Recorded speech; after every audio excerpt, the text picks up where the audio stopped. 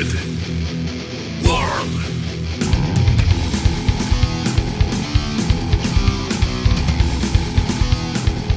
Welcome to Our Weird World. I am your host, John Henson, and going for season 2, year 2, whatever they do in podcast. I don't know.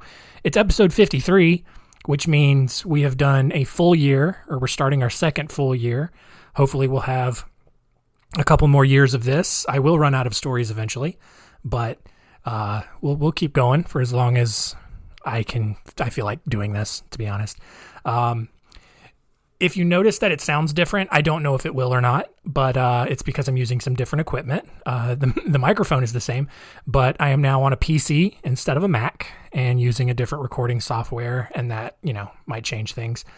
And you're probably asking, well, why would you downgrade like that? Which is exactly how you should phrase that question. And it's because I recorded the first 52 episodes of this show during the 3 months that we were quarantined. So, I worked ahead a little bit, basically. And I had my work computer at my house and just used that because it was mostly convenient to do so. And it was a lot better quality, I think. So, but we'll see how this goes. If it sucks, I'll have to figure something else out. But for now, we're gonna go with this. And we're going to start season 2 with stories of early Christian martyrs. A lot of these characters from the early church are super interesting, have crazy stories that are probably not actually true, but you can't tell that to Catholics because they like to believe some crazy stuff already.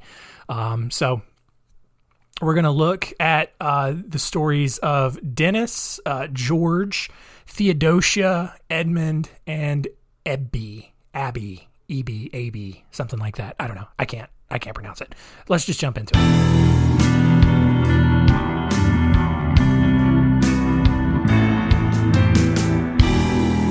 Story time.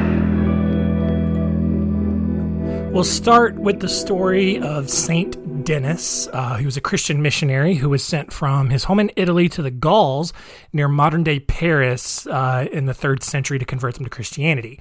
Now, at the time, the Gauls practiced a form of paganism, but Dennis and 6 other bishops were totally set to change all of that. By the time that Dennis arrived, the Romans had already conquered the region, and Emperor Decius wasted no time in eradicating all the progress that earlier missionaries had made in the area by basically outlawing Christianity. Unfortunately for Decius, Dennis was so great at being a missionary that pagan priests in Paris started losing hordes of followers. The Roman governor there in Paris, under the direction of Decius, swooped in and sent Dennis and his companions to prison. But after sitting in prison for a while, Dennis and two of his clergy members were then sentenced to death by beheading. The group was quickly marched over to the highest hill in Paris, which was the site of a former Druidic holy place, now known as Montmartre, probably. I don't know, it's kind of a French accent. And everything basically went to plan. The executioner raised his sword and promptly just lopped off Dennis's head. And that's the end of the story. On to the next one. No, just kidding. There is actually a little bit more. After Dennis's head hit the ground, Dennis then reached down, picked his severed head off of the ground, and just started walking back to Paris. He walked several miles and was somehow preaching a sermon the entire way before he finally collapsed and died in the city. And the place where he died was initially marked by a shrine, but eventually became the St. Denis Basilica, where a lot of French kings ended up being buried. Now, did that actually happen? Did someone get beheaded and then pick up their own head and walk several miles talking along the way? Seems unlikely, because, you need air. You need to be able to breathe. Your vocal cords are also kind of in that area that would have gotten chopped off. So, seems improbable, but a lot of people believe it actually happened because apparently sometime after year 1000, crazy, fun, fantastical stuff like this just stopped happening. Apparently this was just happening all the time before then. Anyway, I'm very cynical this episode for some reason. Next, we'll talk about St. George. George was a member of the Praetorian Guard under Diocletian, and the Praetorian Guard's basically like SEAL Team 6 of the Roman army. They were like the best of the best, one of the highest, factions of the Roman military. The problem with George's story is that there are two primary accounts, a Greek and a Latin version, and both give kind of different details about his life. The only legend that is absolutely 100% attributable to George came from a collection of biographies of saints that was compiled by Blessed Jacobus de Varagine in 1260. And the story begins in the town of Selene in Libya in northern Africa. Selene at the time was tormented by a venom-spewing dragon, of course, that lived in a pond outside of town. The dragon would spit all over the countryside, poisoning the crops and just making life miserable for everyone around. But to make sure the dragon didn't harm the city, the townspeople offered it 2 sheep as a sacrifice every single day. The dragon, though, eventually got tired of that, and so the people started offering a sheep and a man. And then the people began offering their children, which was chosen by a weird kind of sad lottery system. One day, the king's daughter won the lottery, or I probably lost in this case. And the king tried to give all of his gold and silver to the people in order to spare her, but they refused. And reluctantly, the king dressed his daughter as a bride and then sent her out to be sacrificed to the dragon. But miraculously, just so happened, that's when George arrived on the scene. The king's daughter tried to prevent George from intervening, but George wasn't about to let a little girl get eaten by a dragon. He made the sign of the cross, the little, I guess kind of like the old Sammy Sosa thing, like across the chest, probably is how I kind of envision it. He made the sign of the cross and then charged towards the dragon on his horse, and stabbing the dragon with his lance. George then yelled to the girl to throw him over the girdle, which he then tied around, or throw him over her. Wait, hang on. He yelled to the girl to throw him her girdle. Sorry. Why is a tiny daughter wearing a girdle? I don't know. What is a girdle? I don't know. Look, I'm just reading a story, and I didn't do a lot of research on this. If you know what a girdle is, great. You have a better image in your head than I do. Anyway, I'm going to keep going. George tied this little girl's girdle around the dragon's neck, but rather than choking the dragon to death, which is probably what you were expecting to happen, the dragon treated the girdle like a leash and became the girl's obedient pet. George and the girl then led the dragon back to the town, which horrified everyone. But to ease their fears, George promised to kill the dragon in exchange for everyone converting to Christianity, because, that's what Jesus would have done, you guys. It's like, hey, you all become my worshipers, and I'll kill this dragon for you, or I'll just let the dragon kill you all. I am Jesus. No, I don't know. By the end of that day, obviously the townspeople took him up on the offer. And by the end of that day, 15,000 men, including the king, converted. Apparently the women and children didn't matter in the statistics. George then decapitated the dragon and had the carcass carried out by 4 ox carts. As a show of gratitude, the king built a church and dedicated it to both George and Blessed Virgin Mary on the site where the dragon was killed. When the church was completed, a spring began flowing from the altar that cured every disease, because of course it did. And then seeing that his work was done, George returned to Rome, where he was immediately beheaded by Diocletian, or Decius, depending on which version that you read.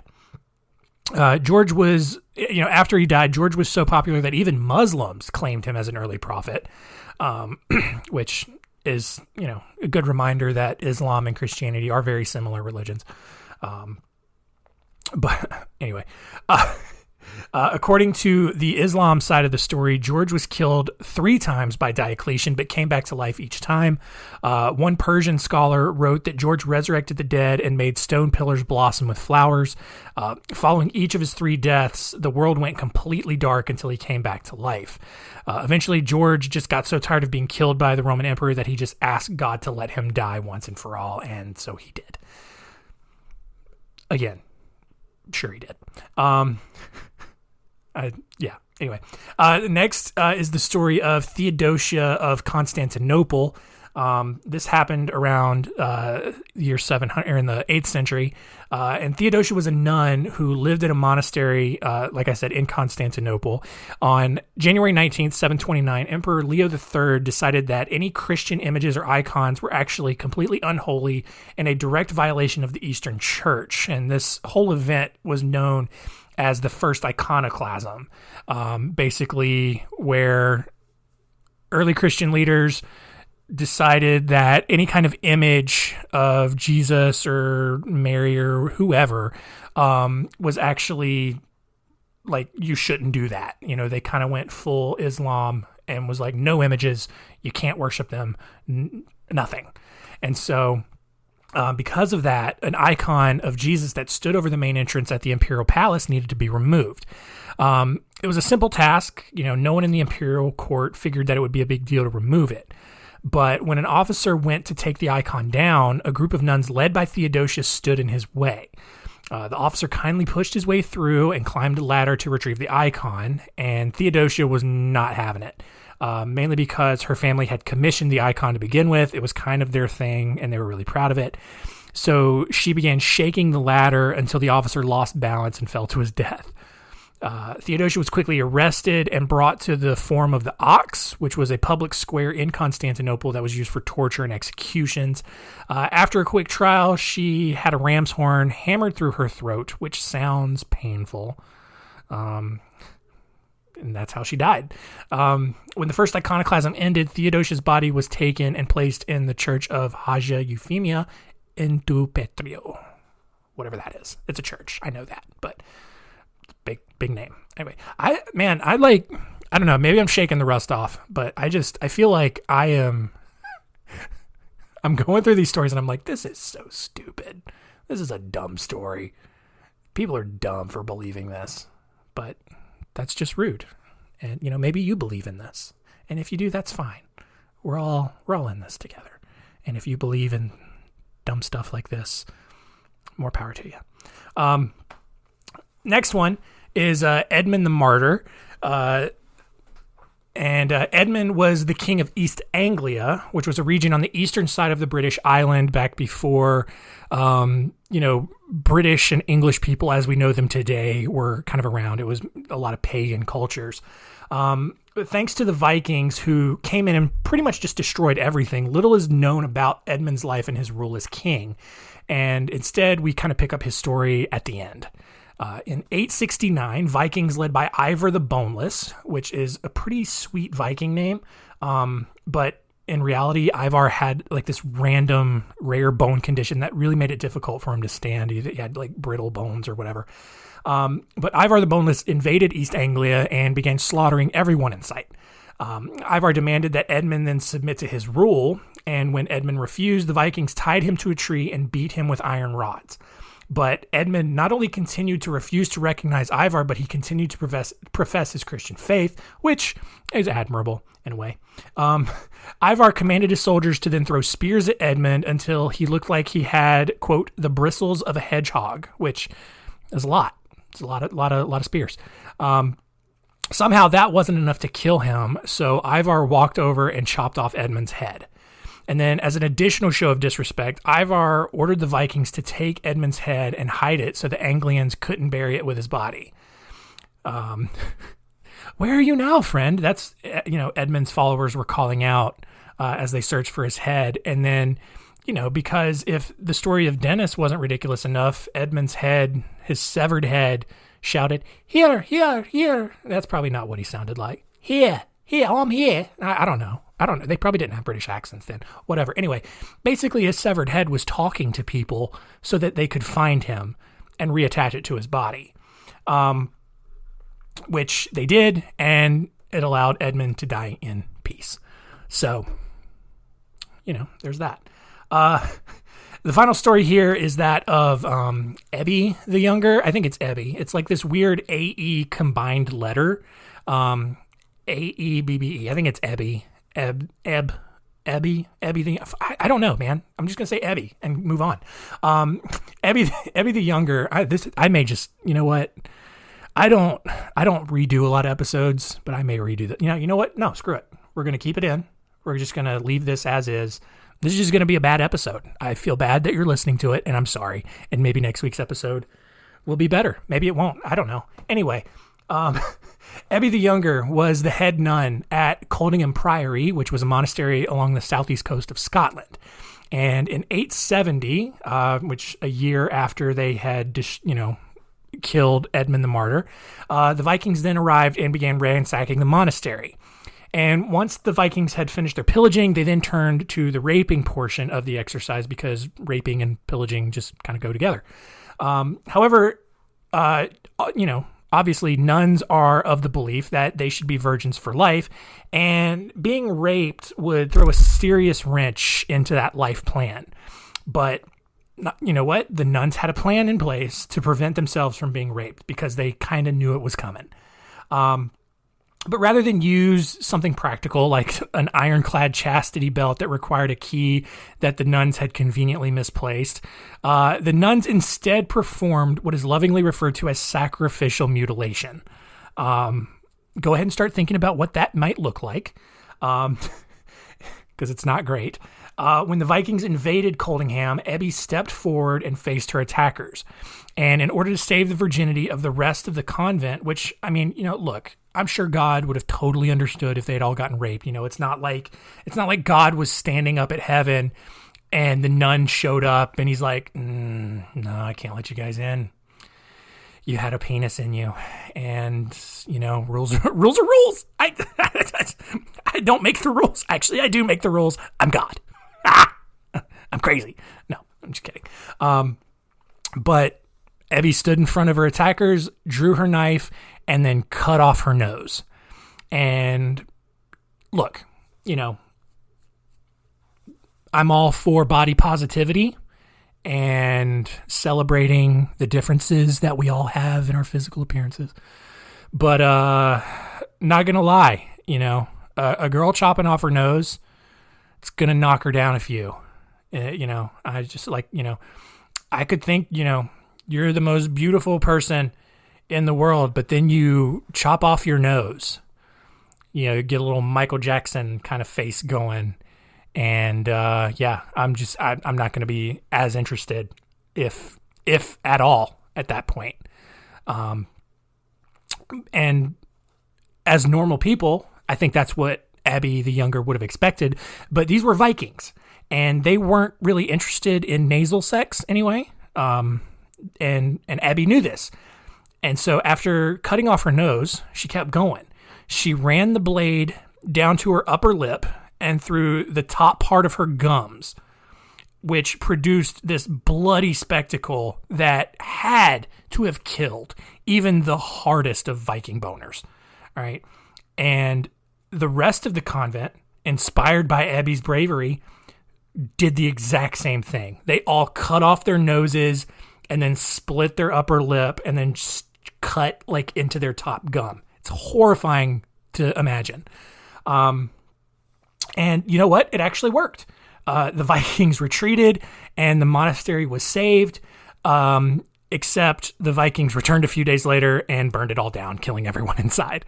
But you know what? They saved their virginity, and that's the most important thing here. And that takes us out of today's story time.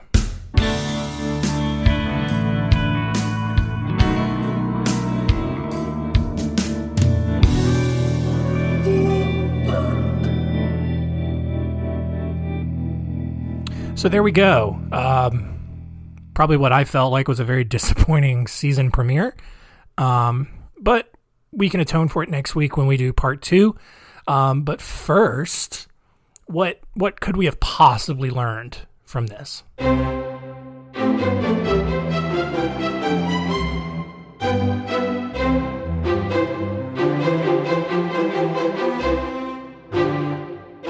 What did we learn? Number 1, people actually think that a man had his head cut off and then walked several miles into town carrying his own severed head and preaching before he died. Look, I grew up in a very Baptist community. Baptists generally think that Catholics are going to hell because they have just completely ruined Christianity. And, stories like this kind of make me see what their point was. Still kind of disagree, but, because I'm not that judgy. But, we'll see, I guess. Number 2, I guess the one way to avoid getting raped by Vikings is to cut your nose off and create a bloody mess in front of them. And then they'll just come back and burn your whole life down later. And number 3, kind of the new thing, or something that I learned, is, even though I am super skeptical about Edmund the Martyr's death story, there is a very good chance that I am actually related to Edmund the Martyr. I did some work on a family tree, and I went back. I was able to actually trace it all the way back to Adam and Eve, through King Alfred in England, who then on his own, because he also wanted to do his own family history, it runs in the family. See what I did there? But he traced his own lineage back. I was, for most, and usually the best I could do was just get back to the start of the AD era. But, with King Alfred, I was able to actually trace it all the way back to Adam and Eve, but not the point. Anyway, King Alfred, also related to Edmund Ironsides, which was another early English king. Edmund Ironsides, I believe, if I remember correctly, Edmund the Martyr would have been his grandfather or his great-grandfather's brother. So just kind of a crazy way that family lineage kind of worked out. I don't honestly believe that his severed head called out to people, but Edmund the Martyr probably did really exist, and I may actually be related to him.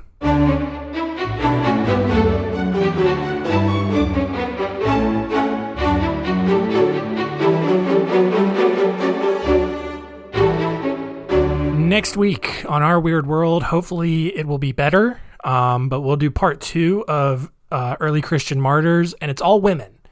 I don't know why, that's just how it worked out, but we'll talk about Cecilia, Perpetua, Barbara, Agatha, and Agnes. So just some sexy names and some crazy stories, as always. It's kind of the theme of this show. But we'll see you next week. Thank you to all of you who have been listening. Give me a rating and a review on Apple Podcasts. That would be pretty sweet. Keep telling people about it. I see the numbers that they're actually kind of growing. It's pretty great. So, keep telling all your friends. Thank you for listening. I did the order backwards, but that's fine. Just remember, keep it weird.